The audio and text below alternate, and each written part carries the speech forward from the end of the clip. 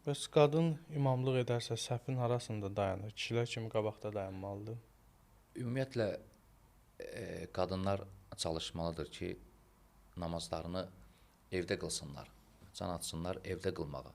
Necə ki, məsələn, kişilər üçün daha yaxşıdır məscidə gedib namaz qılmaq, daha fəzilətlidir o namaz, cəmaət namazı çıxmaları cəmaət namazına. Qadınlar üçün də daha yaxşıdır ki, evdə namaz qılsınlar, çıxmasınlar.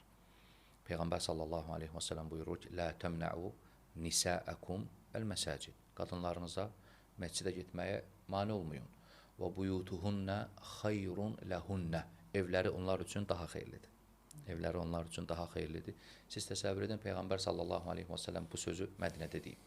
Ona görə hətta Mədinədə, hətta Məkkədə olsan belə, yenə də evdə namaz qılmaq sənin üçün daha xeyirlidir.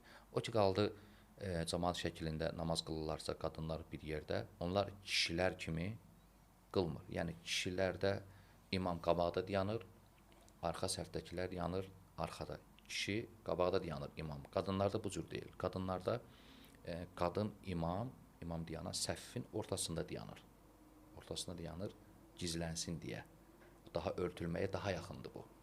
Səffin ortasında dayanır, namaz qılırlar və bu sabit olub Ayşə radiyallahu anhədən və Ummu Sələmədən. Onlar namaz qıldıranda belə namaz qıldırıblar. Ona görə qadın səffin ortasında dayanır. Və İmam Nəvavi və İmam İbn Qudamə rahiməhullah bu barədə danışanda deyiblər ki, sünnə budur.